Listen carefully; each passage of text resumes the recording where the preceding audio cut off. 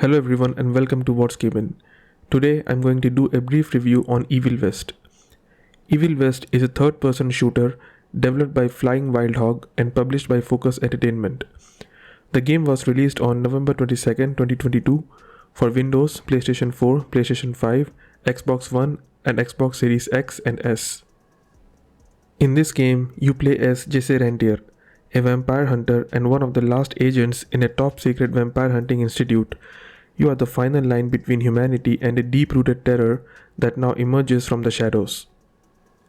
Your goal is to protect the American frontier from supernatural monstrosities by eradicating the vampire threat to save the United States of America. Jesse is equipped with powerful firearms including a 6-shot pistol, a rifle and a flamethrower, and melee weapons including a gauntlet that can accumulate electrical energy and an axe. The combat feels fluid and great in motion. You can zoom across the map and stun enemies, then execute a melee combo, uppercut them into the air, and jump up to smash them back down into a pool of blood, mud, and guts. Or you can charge up your rifle with a high-powered beam of electricity that rebounds between enemies and burn them with flamethrower. It's easy to switch between gears and every piece of gear has a dedicated button and cooldown timer, meaning there are no ammo or bullets to keep track of. So you just wait until it recharges and use something else in between, which is a good thing considering the combat sequences will not seem redundant and boring. You will explore and fight in a narrative-driven campaign, and as you progress into the game you will level up and gain new skills and abilities and get opportunities to upgrade your weapons and hunting tools. For example, you can increase the number of shots per magazine of your pistol, add electric damage to your rifle, add new abilities like ground pounds and aerial combos, etc. Players can also use the environment to their advantage. For instance, they can kick enemies into a spike trap or shoot explosive barrels.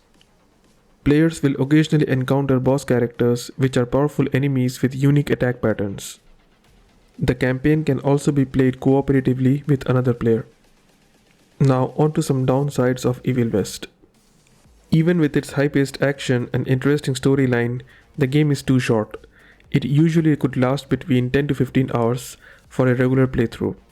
And considering the price tag of USD $49.99, it does seem a bit overpriced, so you might want to wait until it gets on a sale. Next downside can be subjective. The upgrades you get is within a short period of time. That is not the downside, but even with that, the game lacks variety of enemies. The zombies are slow moving and not very challenging. Even the most aggressive hulking monstrosities wielding shields lack enthusiasm after the first few fights. So it might seem very repetitive where you smash the hell out of easy predictable monsters by tearing them apart, spilling blood and mud all over the place. Even the bosses might seem predictable. You would mostly find yourself sitting over a pool of HP and wish if the bosses could do any better than that. Nevertheless, if you are a fan of intense graphical action, high-paced, ever-evolving, overpowered protagonist with flashy and devastating skill that will tear apart your enemies with blood-splattering sound effects and graphics, this could serve as a very satisfying experience. So that was my brief opinion/review of Evil West. If you found this helpful and interesting, do like, share, subscribe, and hit the bell notification icon to stay updated to my new videos. Also, let me know in the comments if you have tried this game and your experience with it. I will be back soon with more content.